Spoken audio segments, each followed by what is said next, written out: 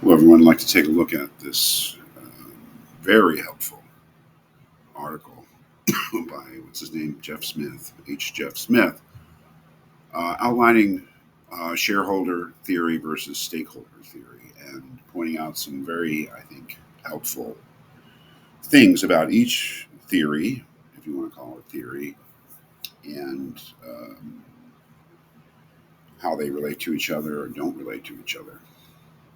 First of all, the terminology is something you should be familiar with. What is it? What is shareholder theory? What is stakeholder theory? What is it? Well, I think it's pretty obvious what a shareholder is. A shareholder is simply somebody who owns a share in a publicly held company. So if you buy um, directly, either indirectly, um, the shares in a company, you are a shareholder. If you buy equities, you are a part owner of that company. It's the whole idea of a publicly held company. So that's pretty simple. What a stakeholder is less clearly defined, but it is outlined here and in other places. Uh, Here at the bottom of the first page, you should, I mean, helpful right here. Stakeholder theory asserts that managers have a duty to both the corporation's shareholders and, quote, individuals and constituencies that contribute either voluntarily or involuntarily to a company's wealth creating capacity and activities, and who are therefore its potential beneficiaries and or risk bearers.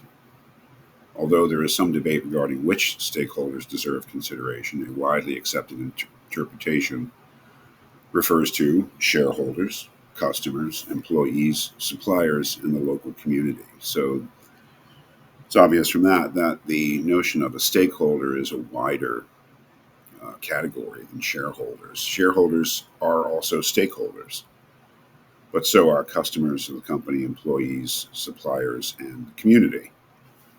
So if we are clear upon that, then we're clear what these so-called theories say or say, and really we are talking here about publicly held companies, but we could easily um, transfer the idea to privately held companies. But the idea is that if you are a shareholder theorist, you believe that the managers of the company, the executives of the company, and leadership of the company, that their task is pretty much what Milton Friedman said it was, to maximize shareholder value.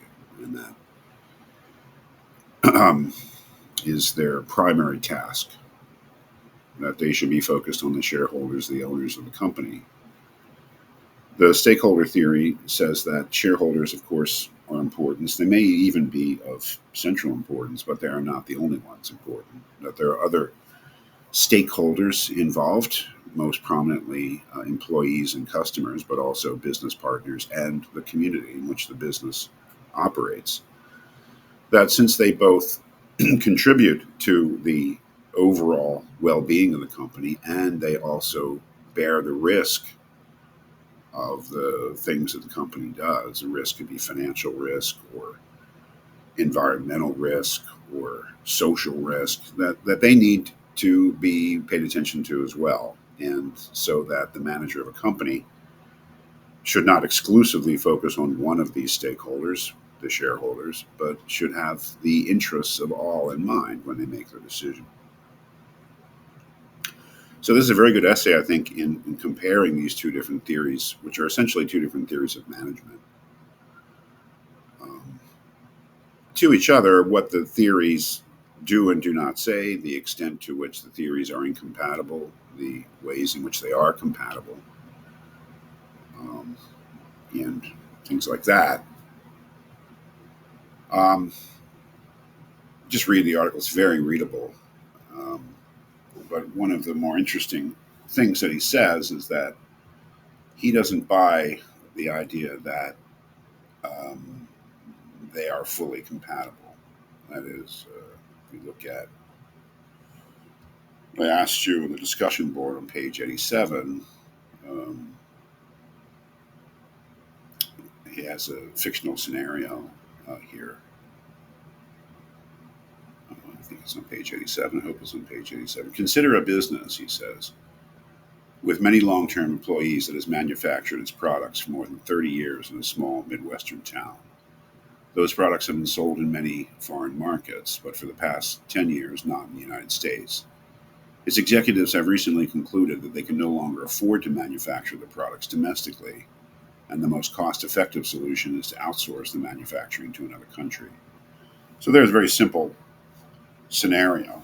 What what he's interested in is what the shareholder theory would dictate and what the stakeholder theory would dictate, and whether they're um, compatible, or whether they would dictate the same things, or whether you'd have different outcomes if you follow different theories. And his answer is pretty straightforward.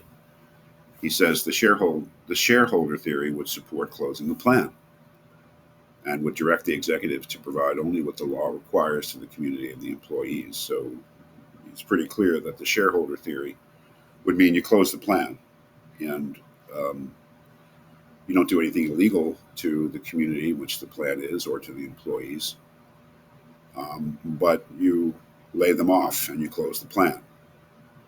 And then remember, the community and the employees are stakeholders. Since there is little possibility of backlash against the company due to a plant closing because the products are solely for export, to expend any corporate funds on retraining affected employees or in contributions to the community would be a waste of shareholders' money, since the investments would never be returned. However, the stakeholder theory would infer a normative obligation to both the community and the employees, but might not demand that the company continue to operate the plant. It would expect some attempt to retrain the employees, help the community attract new industry, and so on. So, what point is he making? He says, obviously, these efforts would reduce the concern's profitability, but the stakeholder theory would not support a cut and run approach to the situation. Meaning, his point is that you have different outcomes in this sort of scenario, which is, I would say, fairly realistic and common scenario, depending on which theory you apply. We could definitely think of situations in which it would maximize shareholder value to close a plant, lay people off, and potentially devastate a community. We can see those communities for decades. We've seen those communities all across the United States, manufacturing towns like Philadelphia, um, which continues to exist, of course, but once was filled with manufacturing jobs, and those jobs are all gone, pretty much. Places like Pittsburgh or Bethlehem or Allentown, Pennsylvania, which were once big manufacturing centers, which all factories have closed, moved overseas, either because the businesses went out of business or because they moved offshore in terms of the manufacturing, presumably to maximize profits. So he doesn't buy the idea that stakeholder theory will always be compatible with shareholder theory, which is, I think, something we should talk about in class. Some other interesting things that he says in defense of shareholder theory, that although there are situations in which, if you're a shareholder theorist, you simply have to be willing to do harm in some way to other stakeholders besides shareholders, that shareholder theory does not necessarily mean that stakeholders should be mistreated. That is, there is something to the idea that, especially looking at a company long term, its profitability, that um, doing things in the interest of shareholders may indeed help. Uh, Doing things in the interest of stakeholders, other stakeholders, may, in fact, help shareholders. There's also the question of which of these theories has more prominence, um, which of these theories people in general not in business, but in the American community at large, favor. I mean, if there's a societal consensus about how companies should be run, should they be run exclusively in the interests of their shareholders, or should they be run in the interests of all stakeholders? It's a little ambiguous what people actually think. But there's some suggestion that if you look at the populace at large, and yes, this is about 20 years ago this was written, you'll see that there's a lot of support for the stakeholder theory. That is, there's a lot of public support for the idea that employees need to be taken into consideration, that communities and customers too. So this is an extremely interesting and helpful essay, both in just outlining what the two different theories are and in critically evaluating them and asking if they are compatible with each other.